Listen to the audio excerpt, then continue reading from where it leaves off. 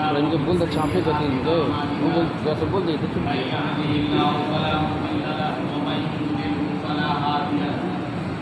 ونشهد أن لا إله إلا الله ونشهد أن محمدا عبده ورسوله أما بعد فقد قال الله تعالى في القرآن المجيد والفرقان الحميد أعوذ بالله من الشيطان الرجيم بسم الله الرحمن الرحيم وما أرسلناك إلا رحمة للعالمين صدق الله العظيم وجاء في الحديث الشريف وقال النبي صلى الله عليه وسلم بعثت لأتمم مكارم الأخلاق أو كما قال عليه الصلاة والسلام. معزز سامعین کرام، کسی شاعر نے کیا خوب کہا ہے کہ وہ ہر عالم کے رحمت تھے کسی عالم میں رہ جاتے، وہ ہر عالم کے رحمت تھے کسی عالم میں رہ جاتے. یہ ان کی خوش نصیبی ہے کہ یہ عالم پسند آیا. محترم سامعین کرام، میں نے پچھلے ہفتے آپ کے سامنے نبی پاک صلی اللہ علیہ وسلم کی سیرت مقدسہ کے بارے میں یہ بتلایا تھا کہ اللہ کے نبی صلی اللہ علیہ وسلم کس زمانے میں مبعوث ہوئے اور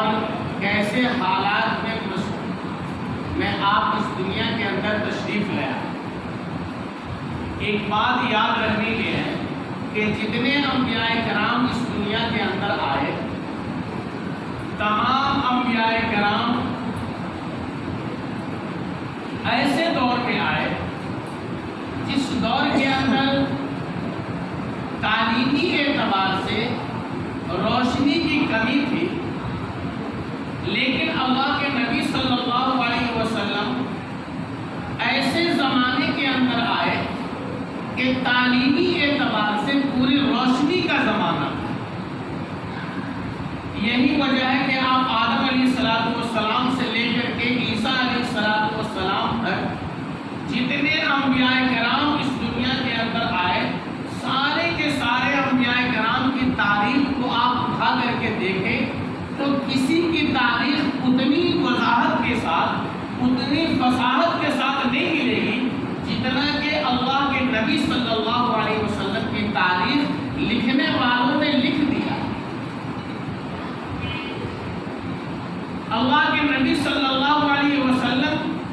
کا سلسلہ نسب اس طریقے سے گنوایا گیا ہے کہ پورے پشت جا کر کے حضرت آدم علیہ السلام سے جا کر کے مل جاتا ہے. لیکن یہ سلسلے نسب نہ عیسیٰ علیہ السلام، نہ موسیٰ علیہ السلام، نہ ابراہیم علیہ السلام، نہ جتنے انبیاء تھے، کسی کا اتنا نسب نامہ نہیں ملے گا جتنا نسب نامہ اللہ کے نبی صلی اللہ علیہ وسلم کا ملا.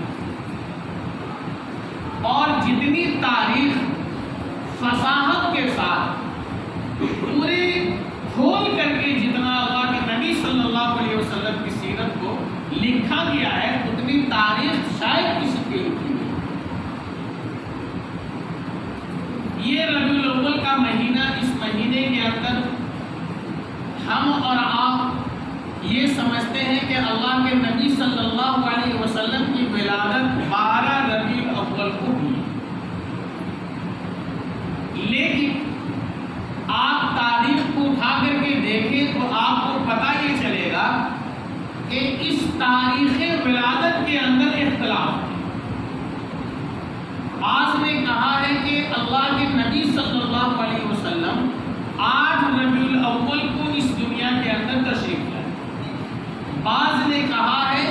کہ آپ صلی اللہ علیہ وسلم 9 ربیع الاول کو اس دنیا کے اندر تشریف لائے. اور بعض نے لکھا ہے کہ 12 ربیع الاول کو اس دنیا کے اندر تشریف لائے. تو پتہ یہ چلا کہ اللہ کے نبی صلی اللہ علیہ وسلم کی پیدائش کے اندر 3 قول آ گئے. ایک نے کہا ہے 8، ایک نے کہا ہے 9، ایک نے کہا ہے 12. لیکن جتنی تاریخ ہے آپ ساری تاریخ کو اٹھا کر کے دیکھیں تو کسی بھی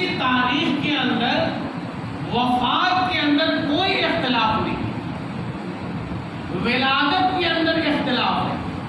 لیکن وفات کے اندر کوئی اور کسی کا اختلاف نہیں ہے۔ سارے اقوال، سارے محدثین، سارے علماء کرام اس بات پر متفق ہے کہ اللہ کے نبی صلی اللہ علیہ وسلم کی وفات 12 ربیع الاول کو ہوئی۔ اب ہم اور آپ جو جشن مناتے ہیں،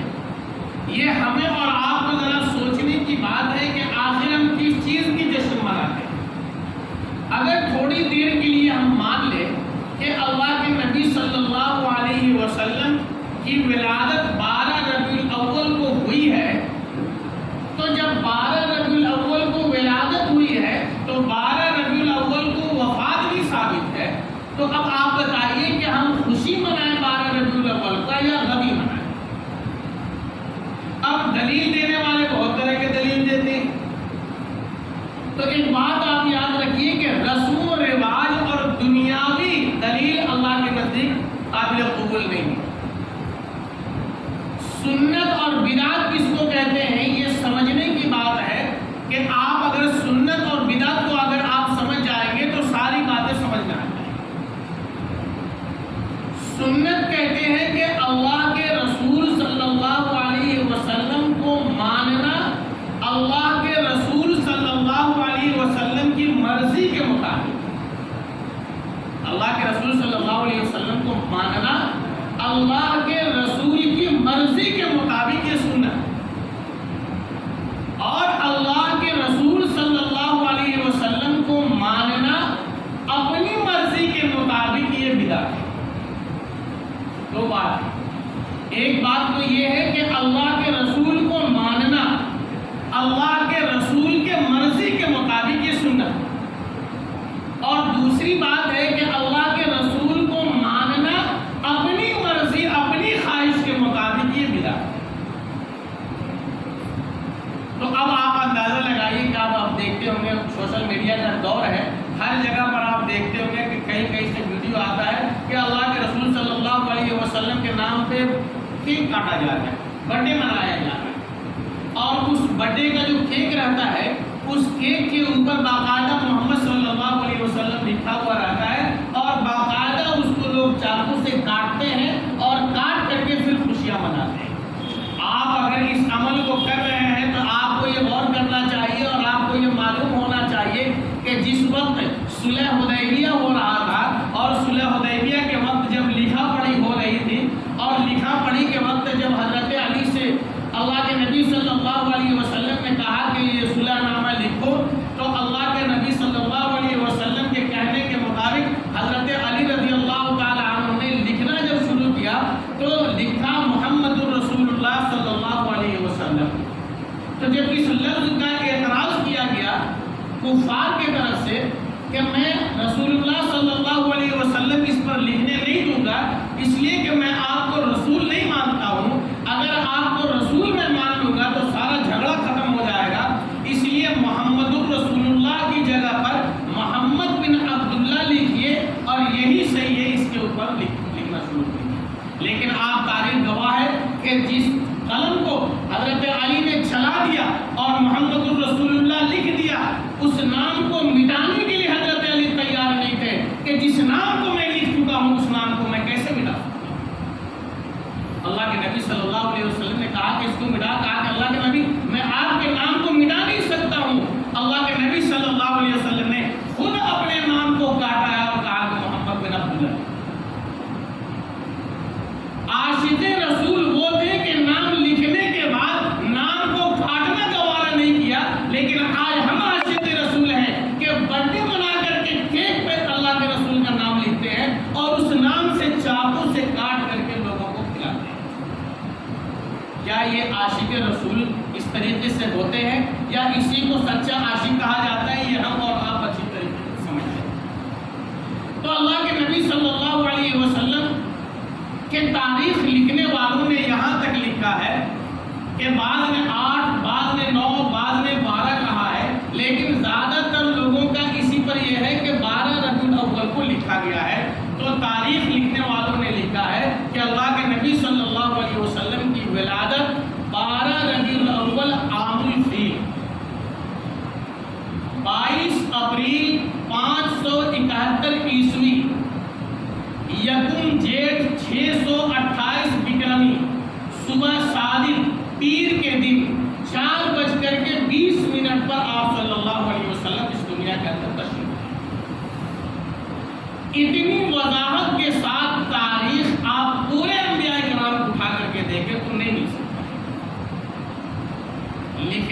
والوں نے تو یہاں تک لکھ دیا ہے تاریخ کو کہ اللہ کے نبی صلی اللہ علیہ وسلم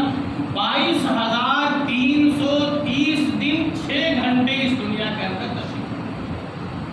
یعنی ولادت سے لے کر کے وفات تک کا جو زمانہ گزرتا ہے وہ زمانہ 22,330 دن 6 گھنٹہ گزر رہا ہے کہ اللہ کے نبی صلی اللہ علیہ وسلم اس دنیا کے اندر باحیات۔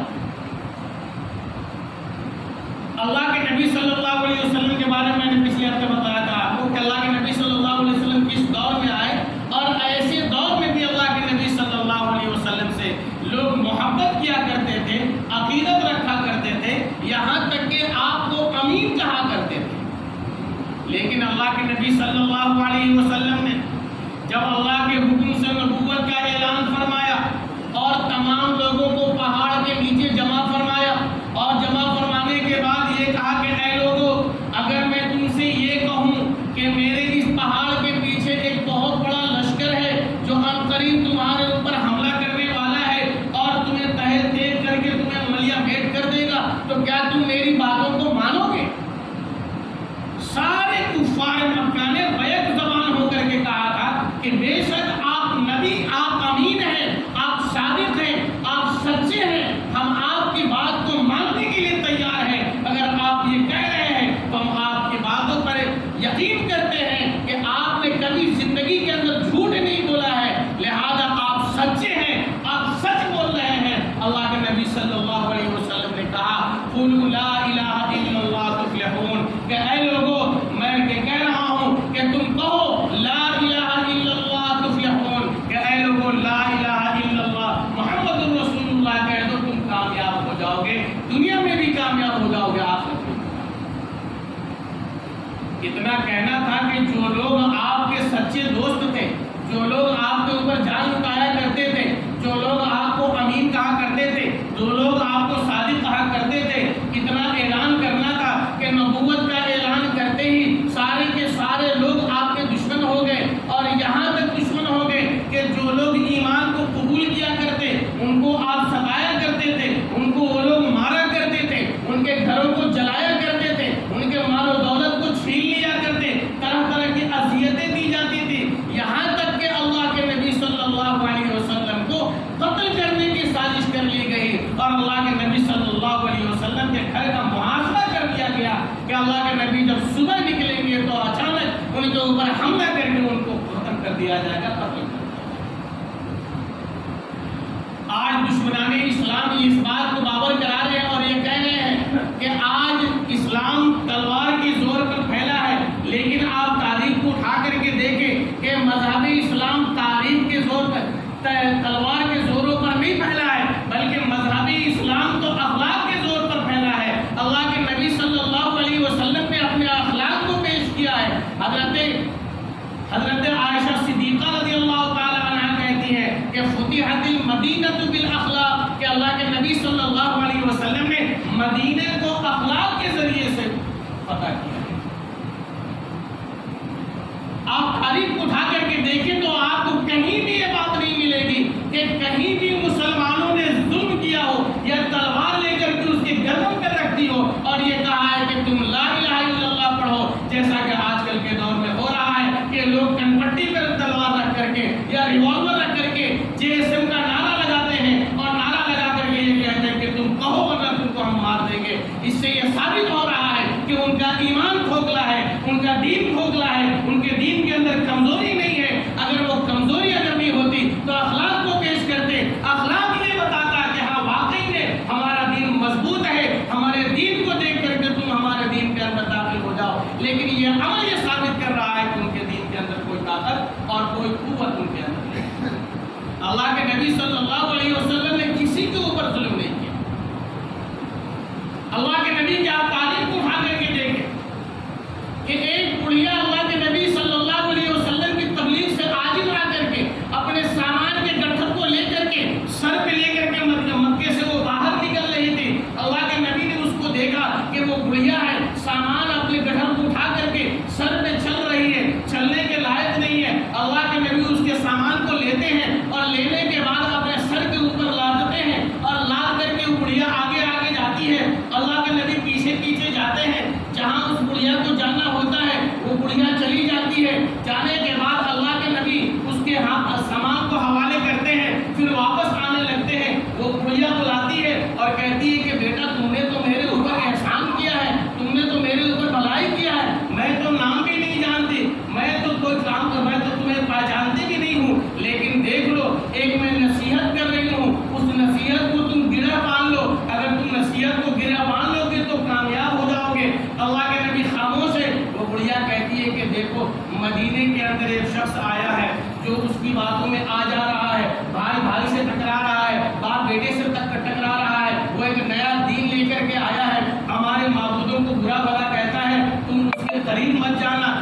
سے باتیں مت کرنا ورنہ تم بھی بے دین ہو جاؤ گے۔ اللہ کے نبی سن کر کے واپس چلے آ رہے تھے، پھر بڑھیا آواز دی اور کہتی ہے کہ اے بابو تم واپس جا رہے ہو، آخر تو تم نام تو بتاتے جاؤ، کم سے کم مکے میں دوبارہ آؤں گی تو تم سے ملاقات کروں گی۔ اللہ کے نبی نے کہا کہ اماں آپ جس کے بارے میں کہہ رہی تھی کہ اس سے ملاقات مت کرنا، وہ شخص میں ہی ہوں، میرا ہی نام محمد بن عبداللہ ہے اور میں ہی اللہ کا رسول ہوں۔ وہ بڑھیا کہتی ہے اگر آپ کا اخلاق اتنا اچھا ہے تو آپ کا دین کتنا اچھا ہوگا، لہذا مجھے بھی کلمہ لا الہ الا اللہ محمد رسول اللہ صلی اللہ علیہ وسلم پڑھا کر کے اسلام سے بتا۔ کہیں بھی آپ کو یہ نہیں مل سکتا ہے کہ اللہ کے نبی صلی اللہ علیہ وسلم نے ظلم زیادہ کیا۔ جب اللہ کے نبی صلی اللہ علیہ وسلم مکے سے ہجرت فرما کر کے جب نکل رہے تھے تو ان کا جی چاہا کہ کم سے کم خانہ کعبہ کے اندر داخل ہو کر کے 2 رکعت نماز پڑھ لے، تو عثمان، طلحہ بن عثمان شیبی کے پاس جو چابی رہا کرتی تھی اس سے کہا کہ عثمان دیکھو ذرا میری خواہش ہو رہی ہے کہ میں خانہ کعبہ کے اندر جاؤں اور جا کر کے میں نماز پڑھ لوں۔ طلحہ بن عثمان نے چابی دینے سے انکار کر دیا اور وہ غصے کا اظہار کیا۔ اللہ کے نبی صلی اللہ علیہ وسلم نے کہا کہ اے عثمان اس بات کو یاد رکھنا کہ ایک وقت آئے گا جس مقام پر تم کھڑے ہو اس مقام پر آج میں کھڑا ہوں، لیکن ایک وقت آئے گا کہ جس مقام پر تم ہو وہاں پر میں ہوں گا، اللہ تبارک و تعالیٰ وہ کارنامہ دکھلا دے گا۔ لہذا تاریخ گواہ ہے کہ جب اللہ کے رسول صلی اللہ علیہ وسلم نے فتح مکہ کیا ہے اور مکہ فتح ہونے کے بعد جب 10,000 فوجوں کے لے کر کے مدینے کے اندر مکے کے اندر جب داخل ہو رہے ہیں تو تاریخ اٹھا کر کے آپ دیکھیے کہ جتنے بڑے سے بڑے بادشاہ گزرا ہے، جتنے بڑے سے بڑا ظالم انسان گزرا ہے، جب اس کی حکومت آتی ہے تو وہ دوسروں پہ ظلم کرتا ہے، وہ دوسروں کے اوپر قتل و غارت کرتا ہے، علاقے کو تہس نہس کر دیتا ہے، علاقے کو برباد کر دیتا ہے۔ لیکن تاریخ گواہ ہے کہ اللہ کے نبی صلی اللہ علیہ وسلم جب فتح مکہ کر رہے ہیں تو 10,000 فوج کو لے کر کے مکے کے اندر داخل ہو رہے ہیں، اور حال یہ ہے کہ آپ کی گردن مبارک اتنی جھکی ہوئی ہے کہ جانوروں کا جو بال تھا اس بال سے آپ کے سر مبارک لگ رہے تھے۔ اتنی عاجزی کے ساتھ اللہ کے نبی صلی اللہ علیہ وسلم مکے کے اندر داخل ہوتے ہیں۔ مکے کے کفار سارے کے سارے پریشان حال ہیں کہ آج نہ جانے ہمارے ساتھ کیا ہوگا، ہم نے تو اللہ کے نبی کے ساتھ ظلم کیا، ہم نے تو ان کے مرنے والے کے ساتھ ظلم کیا، ان کے گھروں کو لوٹا، ان کے بعد ان کو قتل کیا، اور نہ جانے ان کے اوپر کتنے بڑے ظلم زیادتی کی، خود اللہ کے نبی کے قتل کے در پہ ہم ہو گئے۔ آج اللہ کے نبی صلی اللہ علیہ وسلم مکہ کو فتح کر چکے ہیں اور 10,000 فوج کو لے کر کے آ رہے ہیں مکے کے اندر، آج نہ جانے ہمارے ساتھ کیا ہوگا۔ وہ ہندا حضرت حمزہ رضی اللہ تعالیٰ جو اللہ کے نبی صلی اللہ علیہ وسلم کے چچا تھے، اتنی زیادہ نفرت تھی، اتنا زیادہ بغض تھا کہ ہندا نے اپنے وحشی غلام کے ذریعے سے ان کو قتل کروایا، اور قتل کروانے کے بعد ان کے سینے کو چاک کیا، سینے کو چاک کرنے کے بعد اس کے اندر سے کلیجے کو نکالا، اور کلیجے کو نکال کر کے اپنے دانتوں سے چباتی ہے اور چبا کر کے اس کو پھینکتی ہے۔ آپ اندازہ لگائیے کہ کتنا نفرت بھرا ہوگا، کتنا اس کے اندر حسد ہوگا، کتنا جینا ہوگا۔ اتنا ہی نہیں بلکہ حضرت حمزہ رضی اللہ تعالیٰ عنہ کے ناک کان کو کاٹ کر کے گلے کا ہار بناتی ہے۔ آپ اندازہ لگائیے کہ کتنا ظلم کیا گیا تھا حضرت حمزہ کے اوپر۔ آج وہ ہندا ڈری ہوئی ہے کہ آج نہ جانے کیا ہوگا، آج وہ تو میرے لیے قتل کا حکم دے دیں گے۔ لیکن تاریخ گواہ ہے کہ ہندا بھی سمجھتی تھی کہ اللہ کے نبی صلی اللہ علیہ وسلم نرم دل انسان ہے، لہذا اللہ کے نبی کی خدمت میں آتی ہے اور آ کر کے اپنی غلطی کا اعتراف کرتی ہے اور کہتی ہے کہ اللہ کے نبی مجھے معاف کر دے اور مجھے کلمہ پڑھا کر کے اسلام کر دے۔ تاریخ گواہ ہے کہ حضرت ہندا نے جب اسلام کو قبول کیا تو اللہ کے نبی صلی اللہ علیہ وسلم نے پرانے رنجش کو ختم کر دیا۔ کفار ڈرے سہمے ہیں کہ آج پتہ نہیں کیا ہوگا، رات کا وقت ہے، اس انتظار میں ہے کہ اب ہو سکتا ہے کہ مسلمان فوج میرے اوپر حملہ کرے، لیکن رات کا آخری پہر گزر جاتا ہے، کوئی حملہ نہیں ہوتا ہے۔ کفار آپس میں نکلتے ہیں اور دیکھتے ہیں کہ آخر بات کیا ہے کہ ابھی تک حملہ نہیں ہوا ہے۔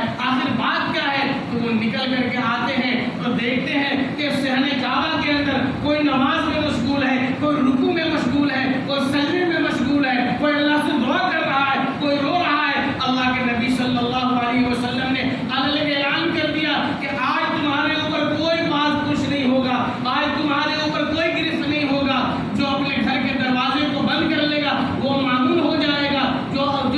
ابو سفیان کے گھر میں پناہ لے گا وہ بھی مامون ہو جائے گا. جو صحن کعبہ کے اندر آ جائے گا وہ بھی مامون. اللہ کے رسول صلی اللہ علیہ وسلم نے کسی سے کوئی بدلہ نہیں. اگر اللہ کے نبی چاہتے تو سارے کے سارے لوگوں کو ختم کر سکتے تھے جن لوگوں نے ظلم کیا تھا, لیکن اللہ کے رسول نے معاف کر دیا. عثمان نے طلحہ بن عثمان کو بلایا اور بلانے کے بعد کہا کہ چابی دو. اللہ کے نبی صلی اللہ علیہ وسلم چابی کو لے کر کے خانہ کعبہ کے اندر داخل ہوتے ہیں. خانہ کعبہ کے اندر 360 بت رکھے ہوئے ہیں. سارے بتوں کو نکال کر کے صاف کرتے ہیں اور نماز پڑھ کر کے نکلتے ہیں. باہر میں لمبی قطار لگی ہوئی ہے. حضرت ابو بکر صدیق ہے, حضرت عمر فاروق ہے, حضرت عثمان غنی ہے, حضرت علی ہے, حضرت عباس ہے. سارے کے سارے لوگ لائن میں کھڑے ہیں اور اس انتظار میں کھڑے ہیں کہ اب نکلیں گے تو خانہ کعبہ کی چابی کو میرے حوالے کریں گے. اس لیے کہ دستور یہ ہے کہ جب قوم فتح ہو جاتی ہے اور جس پارٹی کی جیت ہو جاتی ہے اس پارٹی کے جو کارندے ہوتے ہیں ان کو نوازا جاتا ہے. اسی گمان میں سارے کے سارے لوگ تھے کہ ہو سکتا ہے کہ مجھے چابی مل جائے, ہو سکتا ہے کہ مجھے چابی مل جائے. لیکن تاریخ گواہ ہے کہ اللہ کے نبی صلی اللہ علیہ وسلم نے حضرت طلحہ بن عثمان کو بلایا اور بلانے کے بعد کہا کہ عثمان اس واقعے کو یاد کرو, اس وقت کو یاد کرو جب میں نے تم سے چابی مانگا تھا لیکن تم نے چابی دینے سے انکار کیا تھا. میں نے کہا تھا کہ ایک وقت آئے گا کہ جس مقام پر تم ہو اس مقام پر میں ہوں گا اور جس مقام پر میں ہوں اس مقام پر تم ہوں گا. اللہ نے آج اس وعدے کو سچا کر لیا. آج چابی میرے پاس ہے, تم کھڑے ہوئے ہو, اب بتاؤ تمہارے ساتھ کیا کیا جائے. لیکن تاریخ گواہ ہے کہ اللہ کے نبی صلی اللہ علیہ وسلم نے, تاریخ اس بات کی گواہ ہے کہ دوبارہ چابی اللہ کے نبی صلی اللہ علیہ وسلم نے طلحہ بن عثمان کو دیا اور یہ دے کر کے یہ کہتے ہوئے دیا کہ آج سے چابی تمہارے پاس رہے گی اور آنے والی نسل تمہاری اس چابی کی نگہبان. آج بھی خانہ کعبہ کی جب صفائی کی ضرورت پڑتی ہے تو بادشاہ وقت بھی طلحہ بن عثمان کے خاندان والوں سے چابی لے کر کے دروازے کو کھول کر کے صفائی کر کے پھر دروازے کو بند کر کے چابی اس کے حوالے کر کے. تو اللہ کے نبی صلی اللہ علیہ وسلم نے اپنے اسلام کو پھیلانے کے لیے نہ جانے کتنی محنت کی اور آج ہم سستے مسلمان بن گئے ہیں. سال میں ایک مرتبہ ہم 12 ربیع الاول کا جلوس نکال کر کے ہم یہ سمجھتے ہیں کہ ہم نے دین کا حق ادا کر دیا. آپ دیکھیے کہ 12 ربیع الاول کے موقع سے جتنی جھنڈیاں لگی رہتی ہے اس جھنڈیوں میں دیکھیے تو اللہ کے رسول کا نام, اللہ کا نام, کئی کلمہ لکھا ہوا رہتا ہے. اب وہ جھنڈی لگی ہے تو لگی ہے, اب اس کو اتارنے والا کوئی نہیں ہے. وہ جھنڈی پھٹ کر کے گر جاتی ہے, پاؤں بھی لگتا ہے اور ڈالا میں بھی گر جاتا ہے. کتنی بے حرمتی ہوتی ہے لیکن اس کی کوئی پرواہ نہیں ہوتی ہے. اس لیے کہا عاشق رسول. عاشق رسول اس کو نہیں کہا جاتا ہے کہ سال میں ایک مرتبہ اللہ کے نبی کے یاد میں ہم جلوس نکال لیے اور ہم نے سوچا کہ حق ادا کر دیا. نبی کا نام جب آتا ہے تو ہم جھوم جاتے ہیں, نبی کا نام جب آتا ہے تو ہم جھوم جاتے ہیں اور جب نبی کا کام آتا ہے تو ہم جھوم جاتے ہیں. اللہ کے نبی صلی اللہ علیہ وسلم نے جس دین کو لا کر کے پھیلایا اور جس برائی کو ختم کیا, آج ضرورت اس بات کی ہے کہ اللہ کے نبی صلی اللہ علیہ وسلم کی اسی سیرت کو دوبارہ زندہ کیا جائے, اسی سیرت کو دوبارہ لے کر کے چلا جائے. وقت زیادہ ہو چکا ہے اس لیے میں اپنی بات کو ختم کر رہا ہوں. انشاءاللہ اس سے آگے آئندہ آپ کو بتاؤں گا اور آگے انشاءاللہ وفات کس سلسلے میں بھی آپ کو بتاؤں گا کہ اللہ کے نبی صلی اللہ علیہ وسلم کی وفات کیسے ہوئی, ختم ہوئی. بس میں اپنی باتوں کو اپنی بات کو ختم کر رہا ہوں. واخر دعوانا الحمدللہ رب العالمین.